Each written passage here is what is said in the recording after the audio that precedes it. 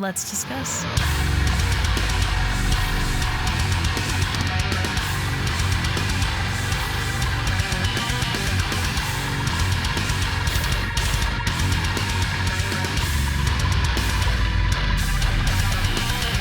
Hey everyone, it's Rachel back again with another video, and today I'm going to be checking out a new track from the band Psycho Frame. This is a group that has recently formed, a supergroup.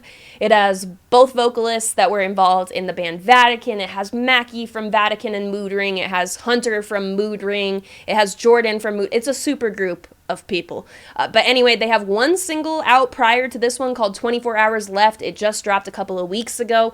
It is phenomenal. It's like old school deathcore, but it definitely has a newer feel to some aspects of it. But anyway, they have an EP coming out, their debut, obviously, Remote God Seeker. That will be out on May 7th. Pre-orders have gone up. I was able to secure one of the Wax Vessel pre-orders for vinyl, so I will do an unboxing video of some sort, probably with an EP reaction or something. 24 Hours Left is a killer song. It has been on my playlist and has not come off, so I am excited to check out Dragging Nazarene, which is the song we'll be checking out today. I will link the music video that I'll be using from Slam Worldwide in the description, as well as pre-orders for Remote God Seeker, all of the band's social media, all that good stuff. So other than that, I'm going to stop talking and we are going to get straight into it.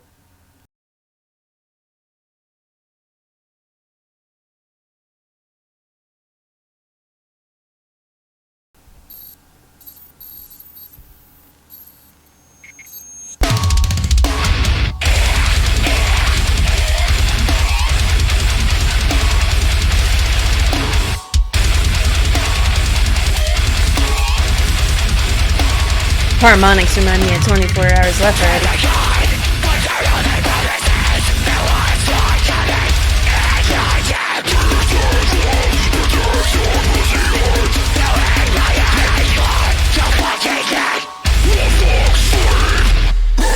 Oh.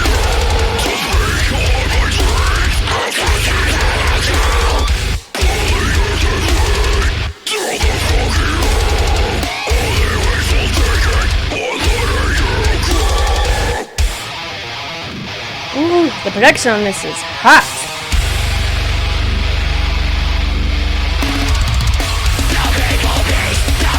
It's funny because that snare is like very old school deathcore, and then some of wait for the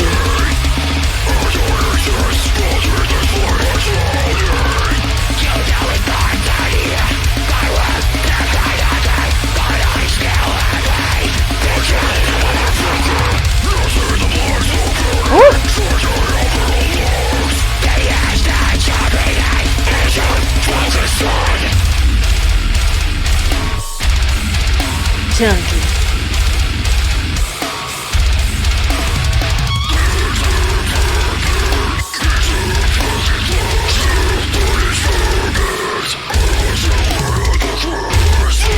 Oh.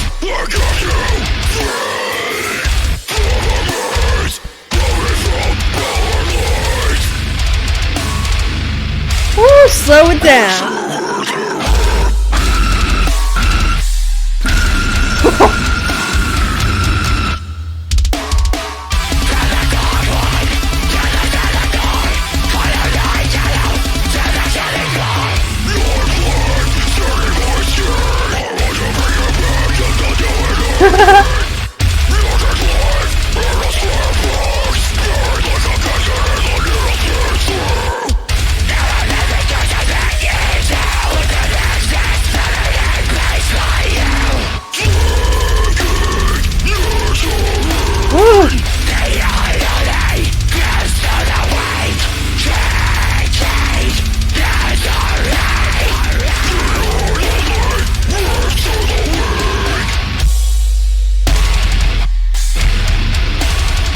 Drop right into my soul.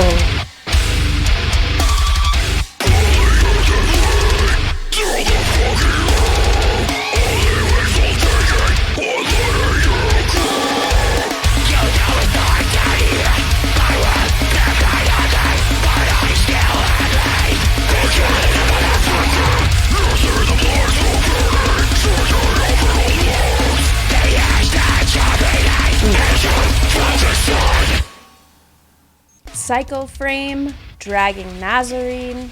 Let's discuss.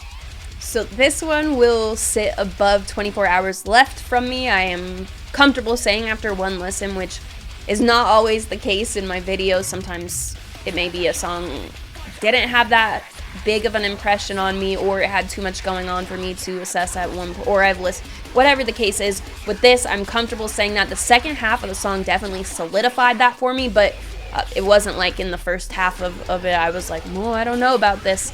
I just kind of took what I was loving already with this, you know, the beginning of this band, and sort of went off with it. The big drops are a huge draw for me. I love anything that is a bassy drop, 808 drop. That stuff is all, which if you've seen, you know, that stuff on my channel, you probably may have gathered that, but I am a sucker for not only bass, but having those drops that really feel like, to me, that's what I'm always talking about when I say it drops in with its elbow. I'm talking about bass. I don't know why, just mentally that's the connection I make. But beyond that, what I had mentioned during the reaction portion of this was, it's interesting because it certainly has like qualities of that MySpace era deathcore that this is, you know, that's what this is all about. But it's very interesting to me to hear like this stuff, because I don't listen to a ton of stuff that really qualifies as new MySpace deathcore anymore at all.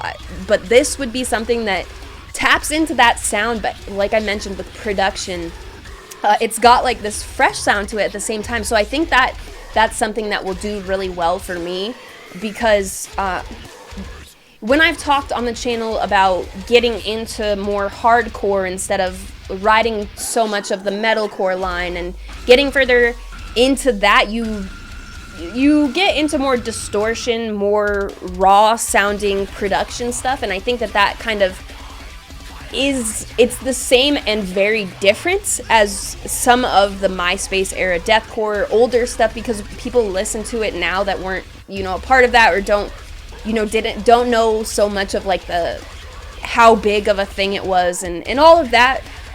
You know, they may hear it and be like, this sounds like trash from a production standpoint, or whatever the case may be. Some stuff is just like, you had to be there, taste, blah blah. Anyway, with this, it's like it kind of removes that from the equation, so it has, you know, a lot of, I guess what I'll say is a lot of the popular MySpace deathcore bands from that time, the production was intentionally sounding like, you know, I recorded this with a string and a tin can.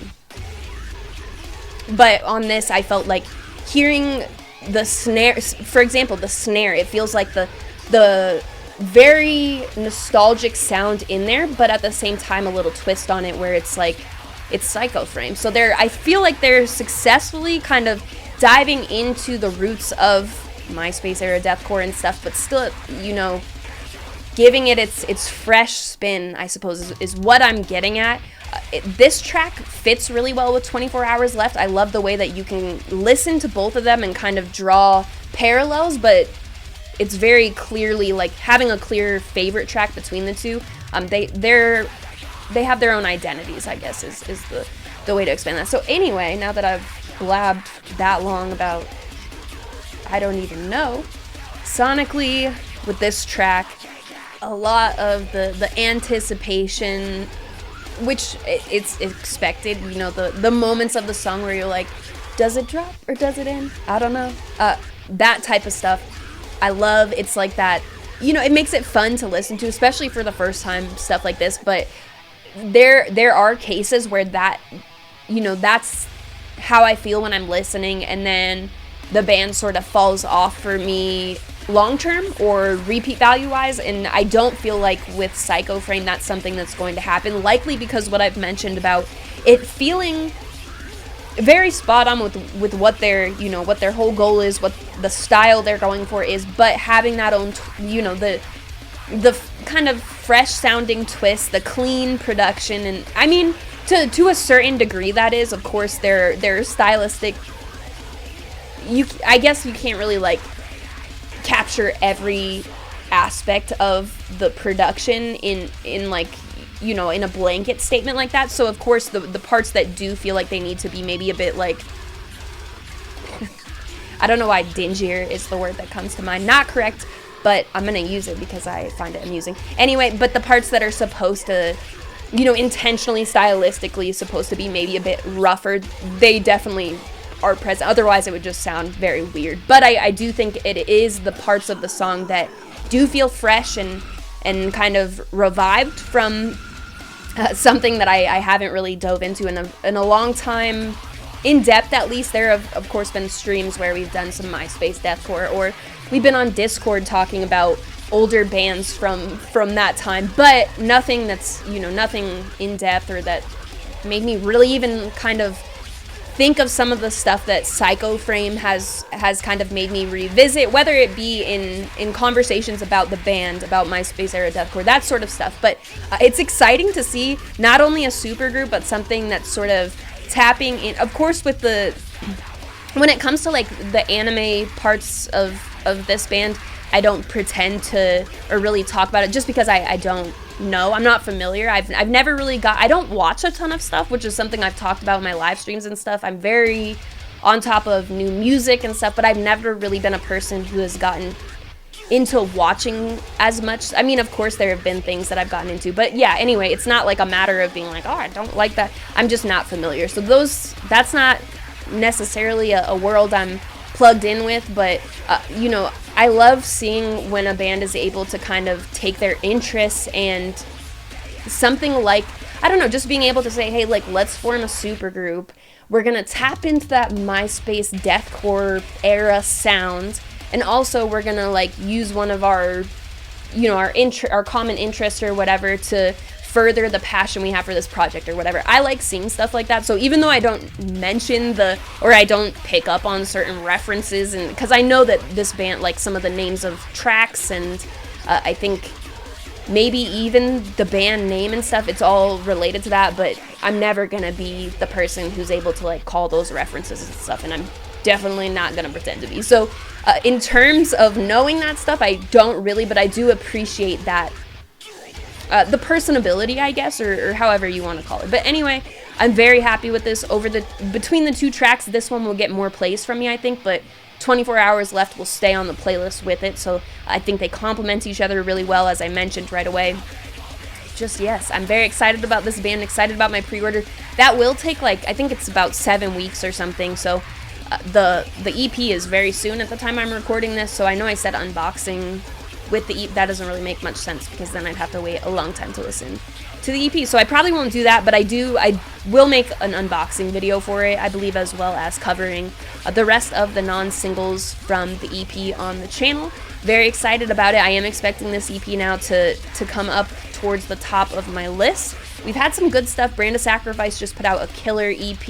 We've had stuff like Cat's Claw, Heaven's Gate. It's starting to fill out, but this will be one I'm expecting to stay on for the long run for 2023. Let me know what you thought. This definitely fits for me. It's got like the slam, the moments to slow it down and kind of be in your face. It's definitely got the pick it up moments as well.